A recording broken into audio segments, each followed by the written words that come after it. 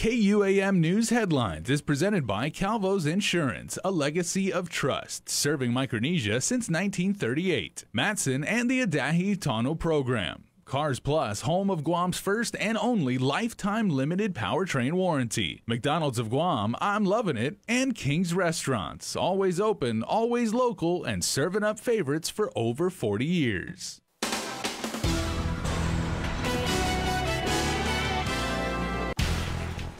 Now on primetime, a Guam Police Department officer from the Dedido precinct tests positive for coronavirus.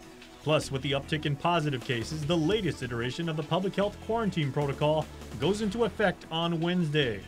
And the Guam Visitors Bureau's interim president reacts to the pause on the island's tourism industry reopening. Half a day and good evening. I'm Adriana Cotero. The total number of confirmed COVID-19 cases on Guam has gone up. According to the Department of Public Health's updated situation report, the number of positive cases climbed by 6 since the weekend.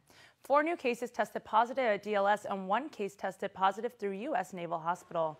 As we reported over the weekend, there was 1 positive case through Public Health's lab, which was reported as a household contact to a confirmed case and identified through contact tracing.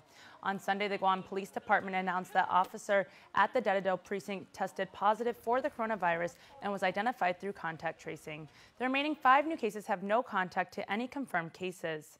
According to the SIT report, an individual who tested positive at Naval Hospital is a civilian. The updated report also indicates there are now no hospitalizations at the Guam Memorial Hospital. The 6 new positive cases are also from northern Guam. 5 of the new positive cases are men, while 1 is female. 3 of the new positive cases since the weekend are between the ages of 20 to 29. 2 are between 30 to 39 years old. 1 is between the ages of 50 to 59, and 1 is between the ages of 60 to 69. The total number of COVID cases on Guam now stands at 253. Community testing, meanwhile, continues tomorrow from 9 a.m. to noon in Manilao at the night market area next to the church.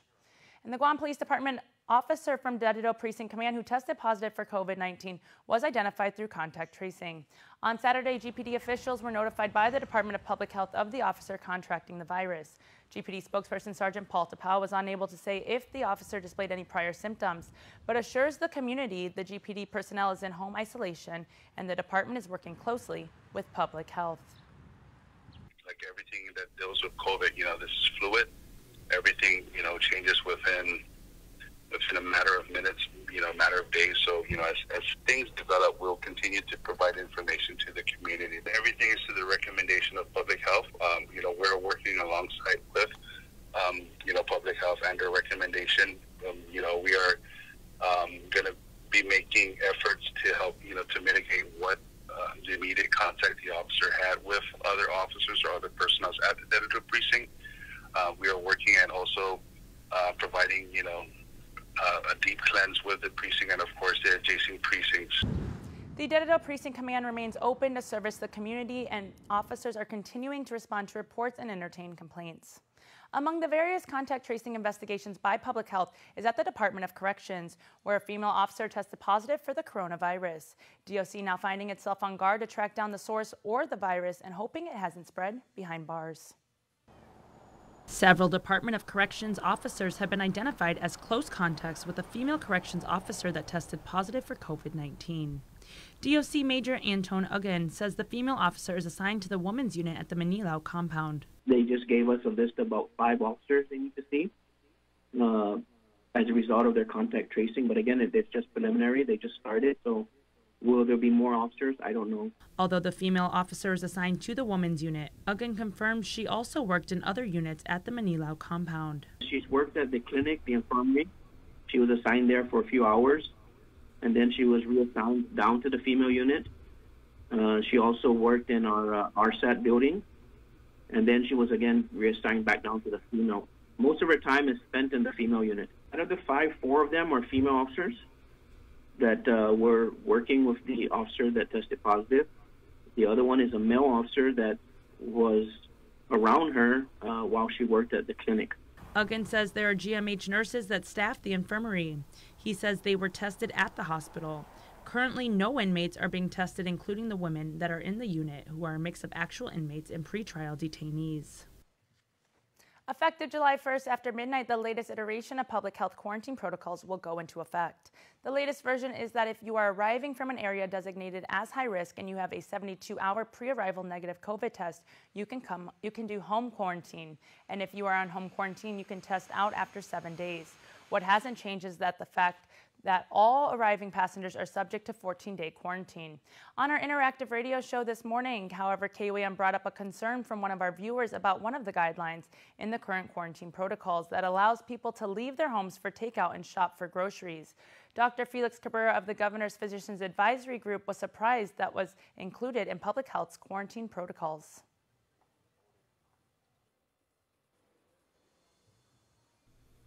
Interesting. Okay. Yeah. So, the thing that kind of seems to fly in the face of what the home quarantine is supposed to be about. Exactly, and that has to be the absolute last resort. Like you have no other option, because the intent is that everybody should have a means of somebody else helping them do that. And then this is where we have to come through for, as an island, as to how do we help, our friends, our families that need help, that who are in quarantine, and that we deliver them, the essentials that they need. After his interview on our show, Dr. Cabrera says the issue was addressed during their daily briefing with the governor and lieutenant governor this morning. He says this guideline will be changed and will also go into effect on July 1st. After a recent one-day spike in COVID infections, the governor has ordered an indefinite pause in the reopening of the tourism industry, which was supposed to launch on Wednesday. But the interim president of the Guam Visitors Bureau is calling for a restart as soon as about 2 weeks from now. Speaking on the Containing COVID multimedia show, former Governor Carl Gutierrez said a short delay does little harm since they weren't expecting arrivals this week anyway. And while he understands the need for a pause, he's hoping it'll be a short one. I know the governor has public health concerns, and it's an awesome job she's doing that we can't second guess her. But hopefully we can give her enough information that Guam needs to open up. Our 65% contributor to our economy, and that's the tourism part. We're hoping that the governor and her advisors come up with a July 15 date. Then that way we can start our planning again. As part of the tourism reopening, the governor was set to waive quarantine requirements for key markets such as Korea, Japan, and Taiwan.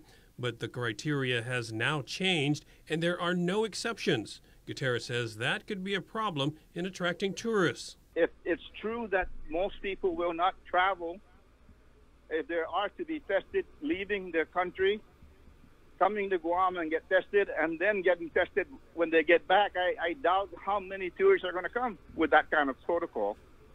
And there has to be some kind of middle ground. And that's exactly what I'm asking the governor and her advisors and the doctors' advisory group, to think of something not onerous, where we actually, throw the baby out with the bath. For Guam's News Network, I'm Nestor Lecanto. Former Governor Carl Gutierrez has joined the chorus of critics who have raised concerns about how long it's taking for the Leon Guerrero Tenorio administration to house the homeless. Gutierrez telling KUAM's Containing COVID he was told to stay in his lane when it comes to helping the homeless.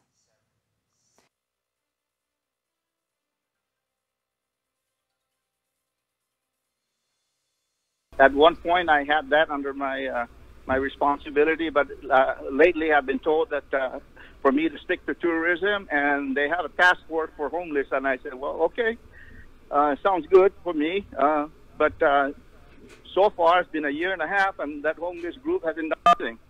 Are you frustrated with the lack of progress, Gov? For the homeless community, yes. I know that the governor wanted to move forward something quickly for the Paseo, but that was pulled away from her.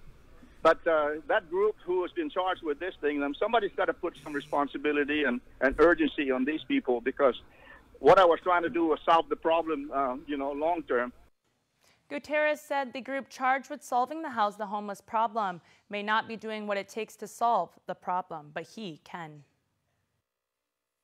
They thought everything was going hunky-dory with the group, but it just was not. And someone like me should be on top of it for them, because the governor and the lieutenant governor just have too much on their plate. It should be noted that the homeless group Gutierrez is referring to is chaired by Lieutenant Governor Josh Tenorio. Representatives from various community organizations are taking direct action after learning of the recent clearing of 3 cultural sites, one of which is about 12 football fields large, eligible for the National Register of Historic Places as part of construction activities for the proposed marine base in northern Guam. Maria Hernandez with the Prutehi Liktexan, Savertidian. Among the cultural resources that we've cleared include 2 earth oven complexes, 3 quarries, 3 lusang, 12 ladystone features that date back to the Ladi period. The comment period for this project, which ends on July 15, comes after these highly significant sites have already been cleared. They are also raising questions on where the historical artifacts are being housed by the Department of Defense. They are calling on SHPO Patrick Lujan to conduct serious oversight on DoD's futures plans, including impacts on the main water source. Kat Perez with Manhoban Paraguahan joins the call. They are still trying to erase us, but here we are. It will never happen. We are the future stewards, teachers, leaders, and voters. We are the future. The youth of Guam is calling to stop the destruction. A peaceful protest will be held at 3 p.m. on Friday at NCS outside the U.S. Naval Computer and Telecommunications Station. Although the organizations are hosting a protest this Friday, Prutehi Liktexan has been waiting for a chance to meet with the governor. According to Maria Hernandez, they've been waiting for 2 years.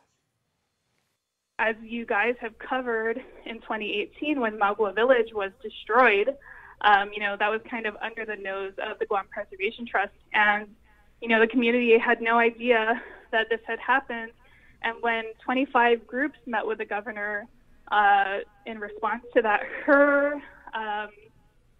the way that she kind of was looking at the whole situation is she admitted at the table that in our political status, she really can't do anything. And we did request a follow-up meeting, but she did not respond to us. So, I'm very disappointed that our leaders are silent at this time. I know that, COVID is definitely a priority at this time, but we can't just lie down and let our sites and our history and our identity, all of these are tied to our identity, and we've been colonized for 300 years, and we have lost so much information about our past. So before the 2018 election, Prutehi Liktexan endorsed the Leon Guerrero Tenorio gubernatorial team, including 14 senatorial candidates. Veterans Affairs Director Fred Bordalio has resigned to run for senator. Bordalio confirms with KUAM he is seeking a seat in the 36th Guam legislature as a Democrat candidate for senator. Homeland Security Advisor Tim Uggan has been detailed to Veterans Affairs to replace Bordalio, but he said he will still retain his role of Homeland Security Advisor as well. Uggan is not the only Adelup cabinet member pulling double duty in light of the recent rash of resignations and transfers. Public Works Deputy Director Jesse Garcia is also the acting director of Parks and Recreation. Garcia replaced former DPR Director John Birch, who was detailed to replace former Ancestral Lands Commission head John Ngoko. Former Guam Governor Eddie Calvo joining a national stage as a Trump surrogate with presumptive Democratic presidential nominee Joe Biden yesterday. The digital town hall focused on Asian American and Pacific Islander issues, hosted by APIA Vote on NBC Asian America. Biden and Calvo spoke in separate 1-hour moderated discussion, talking live questions related to healthcare, immigration, and economic recovery. If somebody question or disagree with his style, the results speak for themselves. Now, the clarity of what President Trump is all about, for me, was made manifest by one statement made at the rally. And I remember it because it stuck to me. I'm campaigning for the forgotten. That's what he bellowed out. Calvo also highlighted efforts related to the Compact of Free Association reaction to the Northern Korea missile threats and federal response to COVID-19. Speakers also noted that the AAPI community is the largest and fastest growing minority group of voters. Stick around for more news here on Primetime. You're watching KUAM. King's Restaurants are still cooking up your favorite breakfast, lunch, and dinner plates and have them available for carryout and delivery. Call them in Tamuning at 647-5464 or in Dedito at 637-5464 and order for carryout. For delivery, please download the free Grab and Grub app and follow the instructions to get King's delivered to your door. Be safe and stay healthy until we see each other again at King's.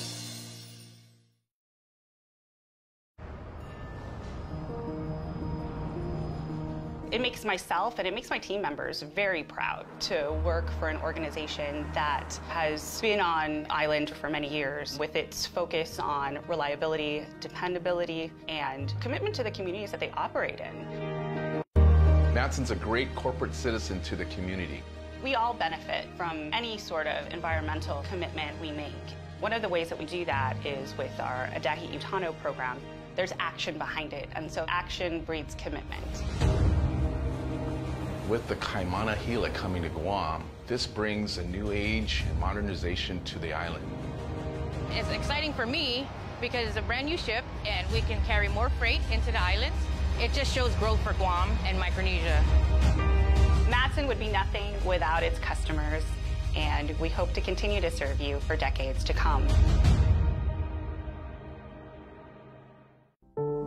During these uncertain times, it's important to remember that we are in this together. The KUAM insurance team has continued to service the needs of our customers. As in the past 80 years, you can count on us to be here when you need us most, when it comes to your health and the health of your family. Let's continue making the right choices by staying home, staying safe, and staying healthy. We are all in this together, and together we will rise again. KUAM News, winner of the 2020 Regional Edward R. Murrow Award for Excellence in Social Media. Welcome back. Evan Montville-Cohen admitted to violating his pretrial release conditions this morning in district court. Montville-Cohen faces aggravated identity theft and wire fraud charges for allegedly using one of his employees' personal information to rent an apartment in Tamuning last year. Due to health concerns, the court granted his release from custody to a third-party custodian. And as stated in court today, these medical issues resulted in him violating his conditions. He addressed the court explaining how he has been in and out of the hospital throughout the month of May and did not effectively communicate this to his TPC. It was also stated in court by probation that since this violation, there has not been any further issues. Magistrate Judge Michael Bordalio ordered him to continue to report to probation as directed. His pretrial conference has been set for July 24th. For a second time, William Tapasna Mantanonia's sentencing has been pushed back a month. Mantanonia pled guilty to obstruction of justice charges for conspiring with his brother, former GPD officer John Boom Mantanonia, and former juror Greg Tidinko to influence a jury to vote not guilty in the Raymond and Juanita Martinez drug trial case. Mantanonia was originally set to be sentenced back in May. However, due to the pandemic, this hearing was rescheduled to this morning. Defense counsel William Gavras filed a stipulated motion to continue sentencing because of his client's health concerns. And further, Attorney Gavras is waiting for a debriefing from an important witness he plans to bring forward. Court documents say that Mantanonia plans to call at least 3 witnesses to testify during his sentencing. Ultimately, the court vacated today's hearing. It's been moved to July 27th. And according to the plea agreement, Mantanonia faces up to 5 years in prison and a $250,000 fine. More tax relief for small businesses and a choice in health insurance providers. Those are among the 6 bills signed into law by the governor. Here's Nestor Locanto with a summary. A bill by Senator Joe San Agustin, now Public Law 3590, waives the business privilege tax for certain small businesses that make more than $50,000 but less than $250,000. Businesses that make more than $250,000 but less than $500,000 will pay 3% BPT rather than the full 5%. The provision expires in June 2022. Another key new law was authored by Senator Jose Pito Turlahi to provide a choice in health insurance providers beginning with the fiscal year 2022 contract. The GovGuam negotiating team will submit the top 3 most economical and beneficial carriers to the governor for approval. Employees may choose from among those plans, but any difference in premiums shall be paid by employees at their own cost. The 4 other measures signed include a bill by Senator Kelly Marsh Titano that directs Parks and Recreation to develop a rip current and hiking safety awareness program and outreach plan. A bill by Senator Mary Torres to terminate the parental rights of rapists who father a child. 2 bills by Senator Amanda Shelton to appropriate monies to UOG and GCC for institutional improvements from their respective endowment funds. One other measure by Shelton was allowed to lapse into law without the governor's signature. The governor said a bill to provide up to $2,000 in pandemic assistance from the CARES Act to families with qualified dependents. The administration said it was concerned about unfairness in compensation to an unwed single parent. It was also concerned that it is unlawful for the legislature to appropriate federal funds. For Guam's News Network, I'm Nestor Lecanto. In regional news, as CNMI leaders try to resurrect the tourism industry, a House bill introduced on Friday to rezone an area to allow 4 tourist establishments is on land described as sacred for longtime residents who are sounding the alarm. Tomas Manglotnia reports from Saipan. Lord, please bless us today on this very beautiful Sunday here. This Facebook live stream at Lally 4, captured by Sinta Kaipat on Sunday, documenting about 50 residents and members of the Refalawash Association sounding off on proposed House Local Bill 21-42, authored by Representative Janet Maritita. It would change some village commercial and residential classifications to tourist resorts. None of these people are aware of these bills.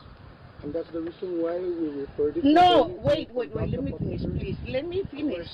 Is it your job to just think up of a bill without touching the people that touches them? Representative J.P. Sablan responded to the concerns that residents were never consulted. When a public hearing is going to be conducted and they hear the majority opposes, of course we're going to kill the legislation, because we need to hear. There will be a public hearing for you guys. And that's going to be organized by the zoning office. According to the bill, the impacted space is adjacent to and westward from Beach Road, beginning from the Sugar Dock intersection and south to the area of Chalcanoa Beach Hotel. A petition by residents shows many are in opposition. Lino Olapay. They seem to have habit of just shoving things down our throat, and I'm getting tired of that. He explained that they consider the area sacred. Juan Tenorio adds that Carolinian families have deep roots there. We understand that throughout our history, we are living off the water. Our main livelihood is off the water. That's why all of this area, we try to make sure that it is intact to our culture. They're calling for a balance between the economy and culture. Tomas Manglotnia for KUAM News on Saipan. Coming up, we continue to celebrate the graduates of 2020. You're watching KUAM.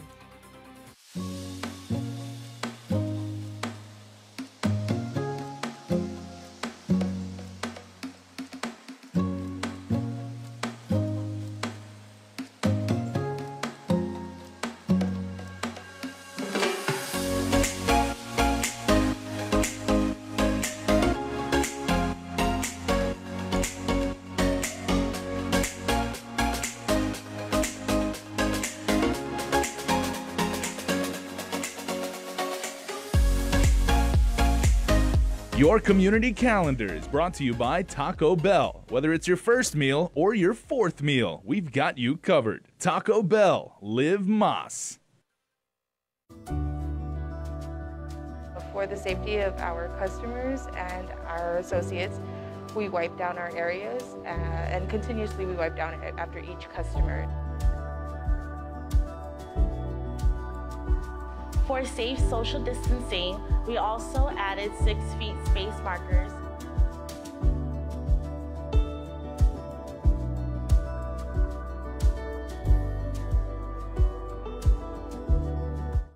Here's a crust too thick and cheesy not to eat in reverse. Keep it coming, buddy. That's right. Back it up. The one and only original stuffed crust. Only from Pizza Hut. No one outpizzas the Hut. Guam's auto appearance specialist, Elegant Reflections, has been providing the automotive industry with professional detailing and car care products at its highest quality, from complete detailing, full interior detailing, exterior detailing, headlamp restoration, hand washing, seat and carpet shampoo, engine degreasing, undercarriage cleaning, paint sealant, fabric protection, paint oxidation removal, and so much more. Visit us at our new location. Call 646-5555 for an appointment. Elegant Reflections, Guam's auto appearance specialist, over 20 years of experience.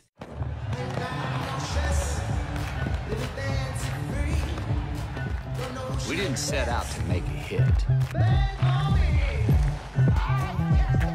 Baby's been good to me, baby's been good to me. So many let me on my face, so push let me on my face.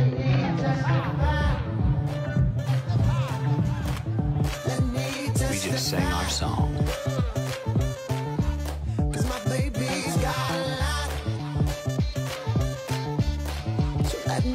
Testify, Real bourbon, no apologies. Wild Turkey. It'll find you. Welcome back. We continue to show our support to the entire class of 2020 in a special user-generated segment with submissions from their loved ones. Here's another round of Head of the Class 2020, brought to you as always by Guam Community College and ABC Stores. Today we're congratulating Devontae Katapang from JFK High School. Congratulations! We are beyond proud of you and what you have accomplished. What feels like the end is often the beginning. Love your family. Jeremiah Nauta graduating from Southern High School. We are so proud of your accomplishment. We love you, Maya. Caitlin Jade Pablo Cruz graduating from Southern High School as well. Congratulations, CJ. Although there is no formal ceremony to celebrate your accomplishments, we are so proud of you. Love, Dad, Mom, and your sisters. Mark John Thomas Menopolino from Teedson High School. Congratulations to my son, Mark John Thomas Menopolino. Always keep your head held high and keep reaching for the stars and for your dreams. With all our love to infinity. Mom, Dora, Alan, and Adam.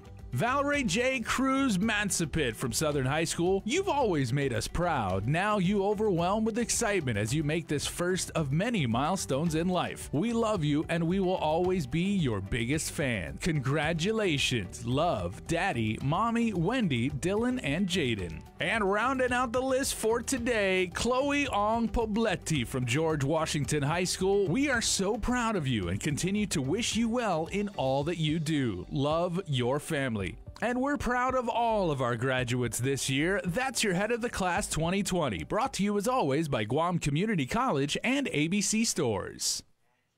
You can watch more submissions every Monday, Wednesday, and Friday on KUAM News.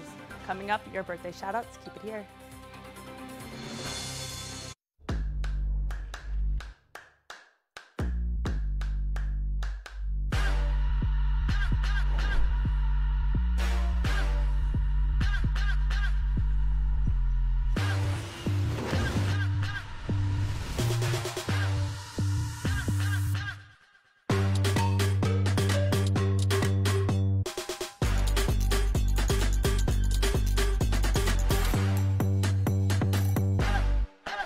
We are open to serve you at Cars Plus Guam. Need a quick service for your vehicle? Visit our express lane at Cars Plus. Done fast, done right. No appointment needed. Our service team is dedicated to helping you get your vehicle in and out of the shop and back on the road quickly and securely. Simply drop off your vehicle at our express lane driveway, and one of our service advisors will take care of it. Need a ride? Not to worry. We have a shuttle vehicle ready to drop you back home and pick you up when your vehicle is ready. Open Monday to Saturday from 8 a.m. to 5 p.m. Visit us today. We are open to serve you. Hold up, stop. What? You sure you want to do this? Because once you take that bite, there's no turning back to breakfast like this. Nope. Or this. Ooh. Or this. Wow. It's time to change your life. For breakfast. With freshly prepared, buttery, crispy McChicken biscuits and savory, sweet chicken McGriddles. Now at McDonald's nationwide. Wake up breakfast. And before we close out the news tonight, our latest round of birthday shoutouts from the Cold Stone Creamery Birthday Club. All right, everybody, June 29th is a very special day because we have some very special members of our very special island community to say happy birthday to, and we have history in the making right now. Juan B. Tovis gets not one, but two birthday shout-outs. Number one says, happy birthday, Papa. Love your family, most especially your grandchildren. Shout-out number two is happy 73rd birthday to Dad and Papa. We love and miss you, coming from your family in Washington. Happy birthday to Juan. There you go. Two from us, too. Jelani Kaylee Maiden and Jeremiah Lance Maiden. Wishing both of you a very happy and blessed birthday. Shout out coming from Mommy and Nana and Papa. Stay safe, stay safe, and stay blessed. Greg Coloma blows out the candles today, so we love you, says your family. Happy birthday, Greg. And one of our family members, Ed Calvo. Happy birthday to Eduardo Torres Calvo. We wish you a great day with lots of cookie cake. Happy birthday, bro. And a happy belated birthday to Ricky Manuel DeGracia Tyron, born on the 27th. Ricky celebrates birthday number 15. May God continue to bless you, my son. I love you so much. Say mommy and family. And Juanito Muñoz Castro, born on the 28th. Happy birthday to you, and we love and miss you, says your family. Happy birthday, each and every one of you. Hope you guys have the best day ever. Remember, you can be part of the Cold Stone Creamery Birthday Club by registering online on KUAM.com. Please make sure to include with your photo your name and birth date. That's going to do it for us here on Prime Time. Thanks for watching. Have a good night and be safe.